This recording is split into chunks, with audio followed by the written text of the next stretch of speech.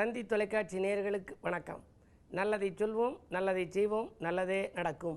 ஒரு வாழ்க்கையில் நல்லது நடக்க வேண்டும் என்று சொன்னால் நல்லதை சொல்ல வேண்டும், நல்லதை செய்ய வேண்டும். அந்த அடிப்படையில் இன்றைக்கு 29/11/2016 செவ்வாய்க்கிழமை அனுசம் நட்சத்திரம் இரவு 12:32 வரை, பிறகு கேட்டை நட்சத்திரம். இன்றைக்கு நான் உங்களுக்கு சொல்ல இருக்கிற நல்ல கருத்து, இன்றைக்கு அமாவாசை. பொதுவாகவே அமாவாசை என்று சொன்னால் நிலவு மறைந்த நாள், நிலவு நிறைந்த நாள் பௌர்ணமி, நிலவு மறைந்த நாள் அமாவாசை. இன்றைக்கு முன்னோர்களை வழிபட்டால் நம்முடைய வாழ்க்கையிலே முன்னேற்றங்கள் கிடைக்கும். பொதுவாக அறைக்குள் விளக்காகி ஹால் வீட்டில் படமாகி இருக்கும் நம்முடைய முன்னோர்களையெல்லாம் இன்று நாம் நினைத்து வழிபாடு செய்ய வேண்டும். அப்படி திதி கொடுக்கின்ற பொழுது வீட்டுக்கு வெளியிலே நாம் இன்றைக்கு கோலம் போடக்கூடாது. அங்கே கோலம் போட்டு அழகாக வைத்து தண்ணீரெல்லாம் ஊற்றிவிட்டு வைத்திருந்தால், லட்சுமி கடாட்சம் மிகுந்த நேரமாக இருந்தால் அந்த நேரத்திலே திதி வாங்குவதற்கு அந்த முன்னோர்கள் வரமாட்டார்களாம். ஆகையினாலே அந்த திதி கொடுக்கும் வரையாவது கோலமெல்லாம் போடக்கூடாது என்று சொல்வார்கள்.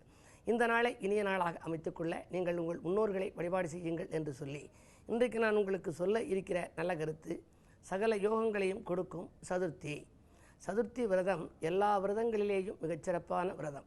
எந்த தடை இருந்தாலும் அதை நிவர்த்திக்கின்ற ஆற்றல் சதுர்த்தி விரதத்துக்கும் உண்டு, பிரதோஷ விரதத்துக்கும் உண்டு. சதுர்த்தி விரதம் யாருக்காக இருக்கிறது அப்படின்னா பிள்ளையாருக்காக.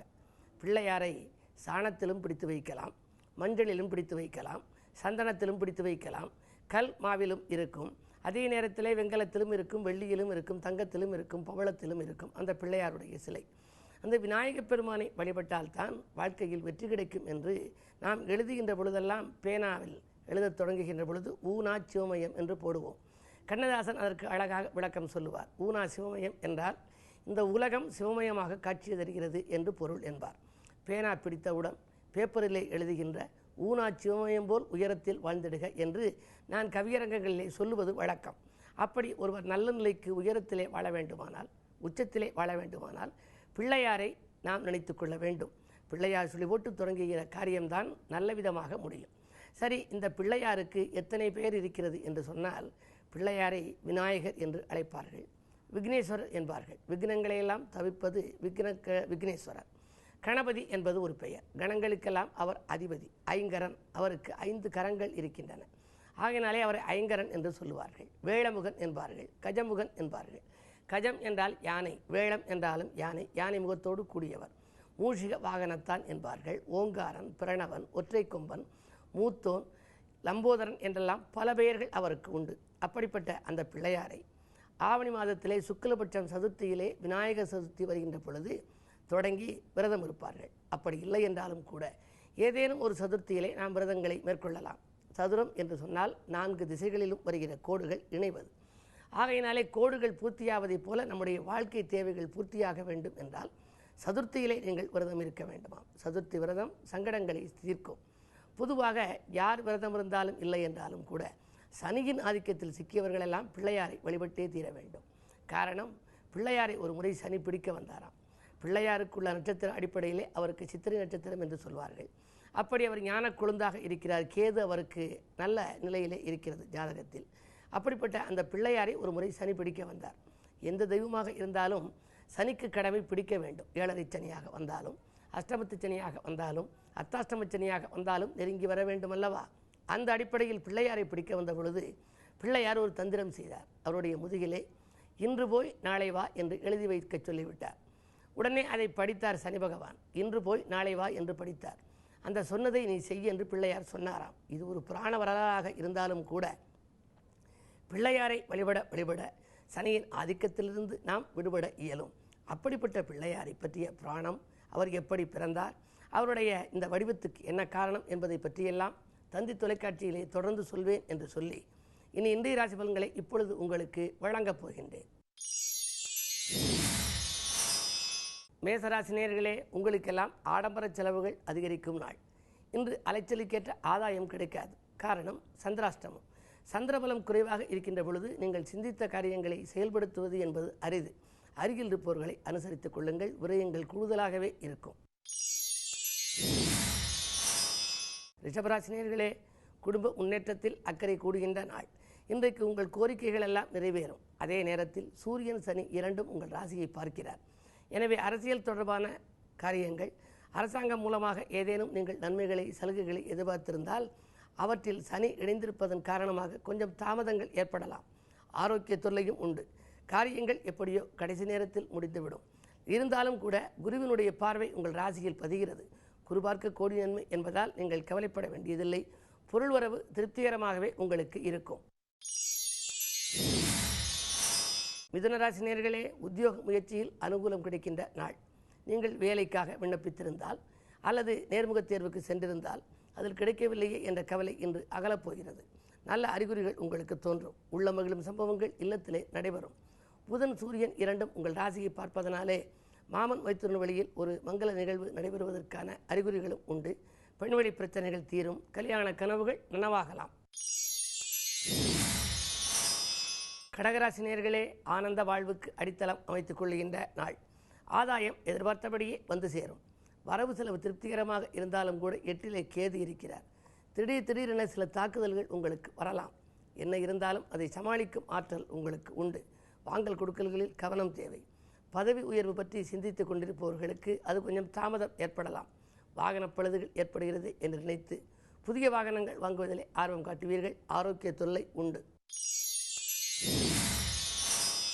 சிம்மராசி நேயர்களே, உங்களுக்கெல்லாம் பொறுப்புகள் சொல்வதை தவிர்க்க வேண்டிய நாள். அர்த்தாஷ்டம சனியின் ஆதிக்கம். அதே நேரத்தில் ராஜநாதன் சூரியன் அவரோடு இணைந்து சுகஸ்தானத்தில் சஞ்சரிக்கின்றார். எனவே யாருக்கேனும் பொறுப்புகள் சொன்னால் நீங்கள் சிரமப்பட வேண்டிய சூழ்நிலை உருவாகலாம். அது மட்டுமல்ல, பொறுமையை கடைபிடிக்க வேண்டும். மற்றவர்களை நீங்கள் அனுசரித்து சென்றால்தான் ஆதாயம். ஆரோக்கிய தொல்லையும் உண்டு. நேற்று நடைபெறாத காரியம் இன்று நடைபெறும் என்று நீங்கள் நினைத்து கொண்டிருப்பீர்கள். அதிலும் கூட தாமதங்கள் ஏற்படலாம். நட்பு வட்டம் நன்றாக உங்களுக்கு இருந்தாலும் கூட நீங்கள் சொன்ன வேலையை அவர்கள் முடித்துக் கொடுப்பார்களா என்பது சந்தேகம்தான். இந்த நாளை இனிய நாளாக அமைத்துக்கொள்ள முன்னோர் வழிபாட்டில் கவனம் செலுத்துங்கள். கன்னிராசி நேயர்களே, உங்களுக்கெல்லாம் வீட்டு செலவுகள் அதிகரிக்கும் நாள். இன்றைக்கு விருப்பங்கள் நிறைவேறிக்கொண்டே இருக்கும் என்றாலும் கூட செலவுகள் கூடுதலாக இருக்கும். 3ஆம் இடத்திலே சூரியன். உறவினர்களும் பகை ஏற்படலாம். உடன்பிறப்புகளாலும் பகை உண்டு. 2ஆம் இடத்திற்கு அதிபதியான சுக்கிரன் 4இல் இருப்பதால் வரவு திருப்திகரமாக இருக்கும் என்றாலும் புதன் அவரோடு இணைந்து புத சுக்கிர யோகத்தை உருவாக்குகிறார். பிள்ளைகளாலும் உங்களுக்கு செலவுகள் கூடுதலாக இருக்கும். திருமண முயற்சிகளில் வெற்றி கிடைக்கலாம். 2 நாட்களாக நினைத்த வரன் இப்பொழுது உங்களை வந்து சேர்ந்து நல்ல முடிவுக்கு வரும் வாய்ப்பை உருவாக்கலாம். பழைய வாகனங்களை கொடுத்துவிட்டு புதிய வாகனங்கள் வாங்கும் எண்ணம் மேலோங்கும். வீடு மாற்றம், இடமாற்றம் தொடர்பான சிந்தனை வெற்றி தரும். துலாம் ராசி நேயர்களே, நினைத்தது நிறைவேறும் நாள். நிகழ்கால தேவைகள் பூர்த்தியாகும். நீண்ட நாள் பிரார்த்தனைகள் நிறைவேறப் போகிறது. 12லே குரு பகவான். 6க்கு அதிபதி 12இல் இருந்தால் விபரீத ராஜயோகம். திட்டமிடாமல் செய்கிற காரியங்களில் உங்களுக்கு வெற்றி கிடைக்கும். திறமை மிக்கவர்கள் உங்களுக்கு உறுதுணையாக இருந்து காரியங்களையெல்லாம் முடித்துக் கொடுக்கும் நாள் இந்த நாள். விருச்சிக ராசி நேயர்களே, கணிசமான தொகை கைகளில் புரளும் நாள். இன்றைக்கு காரிய வெற்றிக்கு நண்பர்கள் கை கொடுத்து உதவுவார்கள். அரசியல்வாதிகளாலும் அனுகூலங்கள் உண்டு. அந்நிய தேசத்திலிருந்து வருகிற தகவல் அனுகூலமானதாகவே இருக்கும். குழந்தைகளில் முன்னேற்றம் கருதி எடுத்த முயற்சிகளிலும் வெற்றி உண்டு. தனாதிபதி லாபஸ்தானத்தில் இருப்பதால் தனலாபம் திருப்திகரமாகவே இருக்கிறது. தொழில் முன்னேற்றம் உண்டு. கூட இருப்பவர்களால் உங்களுக்கு கூடுதல் நன்மை கிடைக்கும். விஐபிக்கள் வீடு தேடி வருவர். தனுசு ராசி நேயர்களே, உங்களுக்கெல்லாம் திட்டமிட்ட காரியம் திட்டமிட்டபடியே நடைபெறும் நாள். 9லே ராகு. முன்னோர்களின் சொத்துக்களில் முறையான பங்கீடுகள் கிடைக்கும். தந்தை வழியில் ஏற்பட்ட விரிசல்கள் அகலும். புது முயற்சிகளில் அனுகூலங்கள் உண்டு. விலகிச் சென்ற சொந்தங்கள் விரும்பி வந்து சேருவர். 7 சனியின் ஆதிக்கம் இருப்பதால் மாலை நேரத்தில் பயணங்களால் உங்களுக்கு பலன் கிடைக்கும். மகர ராசி நேயர்களே, செவ்வாய் உச்சம் பெற்றிருக்கிறார். முன்கோபத்தால் சில முக்கிய புள்ளிகள் கூட உங்களுக்கு எதிரிகளாகலாம். சனியும் செவ்வாயும் பரிவர்த்தனை. லாபம் வரும், வந்தாலும் மறுநிமிடமே செலவாகிவிடும். பதவி உயர்வு, ஊதிய உயர்வை எதிர்பார்த்து காத்திருப்பவர்களுக்கு அது கைகூடுவதற்கான அறிகுறிகள் தோன்றினாலும் கூட அதில் தாமதங்கள் ஏற்படலாம். குரு பார்வை இருப்பதால் குழப்பங்கள் மாலை நேரத்தில் அகலும். கொடுக்கல் வாங்கல்களில் ஏமாற்றத்தை சந்திக்காமல் இருப்பது உங்கள் புத்திசாலித்தனம். கும்பராசி நேயர்களே, ஆபரணங்கள் வாங்குவதில் ஆர்வம் காட்டும் நாள். ஆபரணங்கள் மட்டுமல்ல, விலை உயர்ந்த பொருட்களை வாங்குவதிலும் ஆர்வம் காட்டுவீர்கள். அக்கம் பக்கத்தில் உள்ளவர்களால் ஏற்பட்ட பிரச்சனைகள் அகலும். பொதுநல ஈடுபாடு அதிகரிக்கும். பொதுநலத்தில் இருப்பவர்களுக்கு புதிய பொறுப்புகள் கிடைக்கலாம். அதே நேரத்தில் ஆன்மீக நாட்டமும் அதிகரிக்கும். கிழமை செவ்வாய் என்பதால் முருகப்பெருமான் வழிபாடு உங்கள் முன்னேற்றத்திற்கு வித்திடும். மீனராசி நேயர்களே, கையிருப்புகள் கரையும் நாள். காலை நேரத்திலேயே கவலை தரும் தகவல் ஒன்று வந்து சேரலாம். 6ல் ராகு இருப்பதால் உங்களுக்கு பணப்புழக்கம் அதிகரிக்கும் என்றாலும் கூட உறவினர்களாலும் விரயம், உடன் இருப்பவர்களாலும் விரயம் ஏற்படலாம். சூரியன் சனி சேர்க்கை 9ல் இருப்பது அவ்வளவு நல்லதல்ல. பெற்றோர் வழி பிரியம் கொஞ்சம் குறையலாம். இடமாற்றம், வீடு மாற்றம், உத்தியோக மாற்றங்களை எதிர்பார்த்து காத்திருப்பவர்களுக்கு அது நடைபெறுமா என்பது சந்தேகம். அதே நேரத்தில் அப்படி நடைபெறுவதிலும் உங்களுக்கு திருப்தி இல்லாமலும் போகலாம். ஆரோக்கிய தொல்லைக்காக ஒரு தொகையை செலவிடும் சூழ்நிலையும் உருவாகலாம். இன்றைக்கு அமாவாசை என்பதால் முன்னோர்களை வழிபட்டால் உங்கள் முன்னேற்றத்தில் இருந்த தடைகள் அகலும். மேலும் விவரங்கள் அறிய தினத்தந்தி படியுங்கள்.